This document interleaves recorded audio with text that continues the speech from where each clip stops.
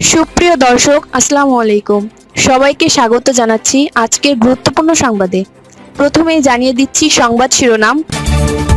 ঈদের আগে কি বাস্তবায়ন হচ্ছে পে স্কেল? এদিকে শিক্ষকদের বদলিতে নতুন প্রক্রিয়া চালু। অপরদিকে জানমালের নিরাপত্তা চাইলেন হান্নান মাসুদ, থানা দেখালেন স্বরাষ্ট্রমন্ত্রী। এবং সবশেষে থাকছে নারী আসনে প্রার্থীদের নাম প্রকাশ করল 11 দল। শুনছিলেন সংবাদ শিরোনাম, এখন বিস্তারিত। তার আগে ছোট্ট একটি আবেদন।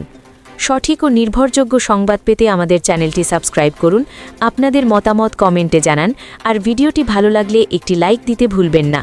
আপনাদের মতামতই আমাদের শক্তি। এখন চলুন বিস্তারিত দেখা যাক। ঈদের আগেই কি বাস্তবায়ন হচ্ছে পে স্কেল? ঈদুল আজহার আগে নতুন পে স্কেলের প্রজ্ঞাপন জারির দাবিতে বেসরকারি শিক্ষক ও কর্মচারীরা আন্দোলন আরও জোরদার করেছেন। দীর্ঘদিন ধরে আশ্বাস থাকলেও বাস্তব অগ্রগতি না হওয়ায় তারা ক্ষোভ প্রকাশ করছেন। শিক্ষকরা জানান, দ্রব্যমূল্যের ঊর্ধ্বগতির কারণে জীবনযাত্রা কঠিন হয়ে পড়েছে, ফলে দ্রুত নবম পে স্কেল বাস্তবায়নের দাবি এখন সময়ের প্রয়োজন হয়ে দাঁড়িয়েছে। চট্টগ্রামে ইতিমধ্যে বড় কর্মসূচি পালিত হয়েছে। দাবি পূরণ না হলে আগামী 1 মে ঢাকায় ধর্মঘটের ঘোষণা দিয়েছেন আন্দোলনকারীরা। শিক্ষক নেতারা বলছেন, সরকারি ও বেসরকারি খাতের মধ্যে বৈষম্য না দূর হলে সংকট আরও বাড়বে এবং শিক্ষার মানেও প্রভাব পড়বে। এদিকে সামাজিক যোগাযোগ মাধ্যমে বিষয়টি নিয়ে ব্যাপক আলোচনা চলছে। আন্দোলনকারীরা জানিয়েছেন, দাবি উপেক্ষা করা হলে আরও কঠোর কর্মসূচি দেওয়া হবে। এদিকে শিক্ষকদের বদলিতে নতুন প্রক্রিয়া চালু। শিক্ষকদের বহুল প্রত্যাশিত বদলি ব্যবস্থা বাস্তবায়নের পথে আর এক ধাপ এগোচ্ছে সরকার। এমপিওভুক্ত শিক্ষা প্রতিষ্ঠানের সব স্তরের শিক্ষক কর্মচারীদের একটি ডিজিটাল প্ল্যাটফর্মে এনে বদলি কার্যক্রম চালু করার প্রস্তুতি প্রায় সম্পন্ন করেছে শিক্ষা মন্ত্রণালয়। সরকারি সূত্র জানায়, সোমবার থেকেই এই বহুল আলোচিত বদলি সফটওয়্যারটি লাইভ হওয়ার কথা রয়েছে। ওয়েব ভিত্তিক এই প্ল্যাটফর্ম চালু হলে শিক্ষকরা নিজেদের তথ্য অনলাইনে নিবন্ধন করতে পারবেন, যা বদলি প্রক্রিয়ার প্রথম ধাপ হিসেবে কাজ করবে। গত 2 এপ্রিল শিক্ষা মন্ত্রণালয়ে অনুষ্ঠিত গুরুত্বপূর্ণ বৈঠকে সফটওয়্যারটি আরও কার্যকর ও ব্যবহার বান্ধব করতে আপডেট আনার সিদ্ধান্ত নেওয়া হয়। একই সঙ্গে দ্রুত সংশোধিত বদলি নীতিমালা প্রকাশের ওপর গুরুত্ব দেওয়া হয়। পূর্বে এনটিআরসি এর সুপারিশে নিয়োগ পাওয়া শিক্ষকদের জন্য নিয়মিত বদলির সুযোগ ছিল না, তারা কেবল গণবিজ্ঞপ্তির মাধ্যমে পুনরায় আবেদন করে প্রতিষ্ঠান পরিবর্তন করতে পারতেন। তবে চতুর্থ গণবিজ্ঞপ্তির পর এই সুযোগও বন্ধ হয়ে যাওয়ায় শিক্ষকদের মধ্যে ক্ষোভ তৈরি হয়। পরবর্তীতে শিক্ষকদের আন্দোলনের মুখে বদলি প্রক্রিয়া চালু করার উদ্যোগ নেওয়া হলেও আইনি জটিলতা, সফটওয়্যার প্রস্তুতে বিলম্ব এবং নীতিমালার সংশোধনের মতো কারণে কার্যক্রম বারবার পিছিয়ে যাচ্ছে। এখন নতুন সফটওয়্যার চালু হলে বদলি কার্যক্রমে এক নতুন যুগের সূচনা হবে বলে মনে করছেন সংশ্লিষ্টরা। এতে একদিকে যেমন শিক্ষকরা সহজে প্রতিষ্ঠান পরিবর্তনের সুযোগ পাবেন, অন্যদিকে পুরো প্রক্রিয়ায় স্বচ্ছতা ও জবাবদিহিতা নিশ্চিত করা সম্ভব হবে। অপরদিকে জানমালের নিরাপত্তা চাইলেন হান্নান মাসুদ, থানা দেখালেন স্বরাষ্ট্রমন্ত্রী। জাতীয় সংসদের অধিবেশনে নিজের জানমালের নিরাপত্তা চেয়ে কার্যকর এবং দ্রুত আইনানুগত ব্যবস্থা গ্রহণের জন্য আহ্বান জানিয়েছেন। সংসদে অভিযোগ উত্থাপন করেছেন নোয়াখালী 6 আসনের সংসদ সদস্য এনসিপি নেতা আব্দুল হান্নান মাসুদ। শনিবার হাতিয়া থেকে ফেরার পথে হামলার মুখে পড়তে যাচ্ছিলেন বলে সংসদকে জানান তিনি। হান্নান মাসুদের উত্থাপিত অভিযোগের বিষয়ে কার্যকর এবং দ্রুত আইনানুগত ব্যবস্থা গ্রহণের জন্য স্পিকার অধিবেশনে উপস্থিত স্বরাষ্ট্রমন্ত্রীকে সুনির্দিষ্ট নির্দেশ দিলে এই সংসদ সদস্যকে সংশ্লিষ্ট থানায় মামলা বা জিডি করার পরামর্শ দেন সালাহুদ্দিন আহমেদ। সোমবার 20 April deputy speaker barrister Kaiser কামালের সভাপতিত্বে ত্রয়োদশ জাতীয় সংসদের প্রথম অধিবেশনের 17তম দিনে জরুরি জনগুরুত্ব সম্পন্ন বিষয়ে মনোযোগ আকর্ষণ 71 বিধির উপর নোটিশের উপর বক্তব্য দিতে গিয়ে তিনি জানমালের নিরাপত্তা চান। জাতীয় সংসদে 71 বিধিতে দেওয়া হান্নান মাসুদের নোটিশটি সংসদে গৃহীত হয়নি। স্পিকার স্বরাষ্ট্রমন্ত্রীকে নোটিশের বিষয়ে ব্যবস্থা নিতে বলেন। নোটিশের উপর কথা বলার সুযোগ দিলে হান্নান মাসুদ জানান, তিনি একটি দুর্গম দ্বীপাঞ্চল থেকে নির্বাচিত হয়েছেন, যেখানে ভূমিদস্যু ও জলদস্যুদের রাজত্ব চলছে। নির্বাচনের আগে ও পরে মিলিয়ে তিনি অন্তত 5 বার সরাসরি হামলার শিকার হয়েছেন, এমনকি তার জন্য মসজিদে দোয়া করায় ইমামের উপর নৃশংস হামলা চালানো হয়েছে, যিনি 1.5 মাস ধরে চিকিৎসাধীন।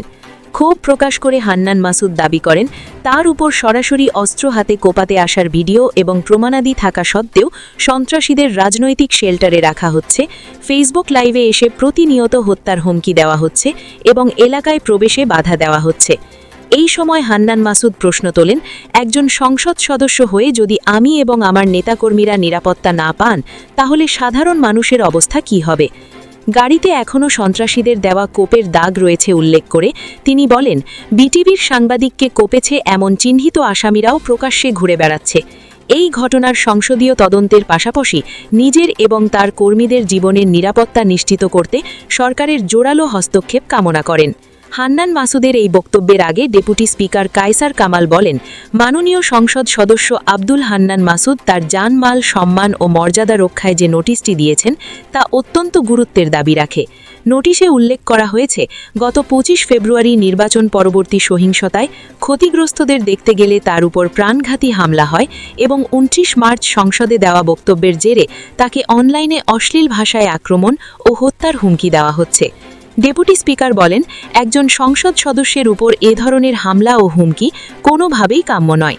যদিও কার্যপ্রণালী বিধির 165-2 ও 165-4 উপবিধির কারিগরি সীমাবদ্ধতার কারণে নোটিশটি গ্রহণ করা সম্ভব হচ্ছে না, তবু বিষয়টি অত্যন্ত সংবেদনশীল। এই প্রেক্ষাপটে তিনি সংসদ সদস্যের উত্থাপিত অভিযোগের বিষয় কার্যকর এবং দ্রুত আইনানুগত ব্যবস্থা গ্রহণের জন্য অধিবেশনে উপস্থিত স্বরাষ্ট্রমন্ত্রীকে সুনির্দিষ্ট নির্দেশ দেন। হান্নান মাসুদকে থানা দেখালেন স্বরাষ্ট্রমন্ত্রী।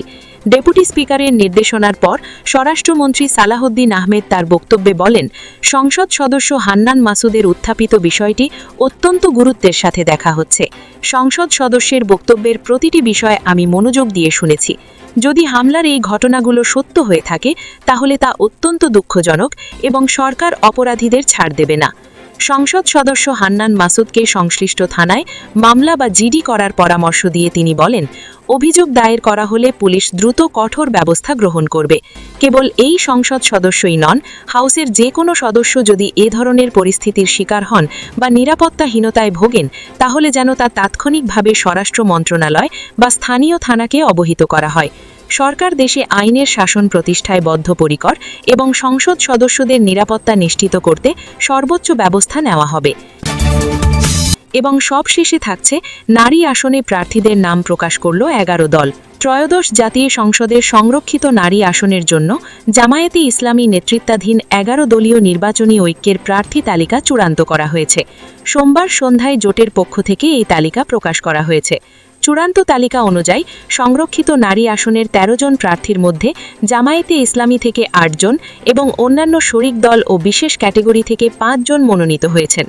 মনোনীত প্রার্থীরা হলেন জামায়াতে ইসলামী থেকে নুরুন্নিসা সিদ্দিকা, মার্জিয়া বেগম, সাবিকুন নাহার মুন্নি, মার্দিয়া মমতাজ, নাজমুন নাহার নীলু, মাহফুজা সিদ্দিকা, শামসুন নাহার, জাতীয় নাগরিক পার্টি এনসিপি থেকে মুনিরা শারমিন ও মাহমুদা আলম, জাগবার চেয়ারম্যান তাসমিয়া প্রধান, বাংলাদেশ খেলাফত মজলিসের নারী মজলিসের সদস্য মাহবুবা হাকিম এবং জুলাই শহীদ শিশু জাবিল ইব্রাহিমের মা রোকেয়া বেগম। গত 12 ফেব্রুয়ারি অনুষ্ঠিত জাতীয় সংসদ নির্বাচনে 11 দলীয় ঐক্য মোট 77টি আসনে বিজয়ী হয়।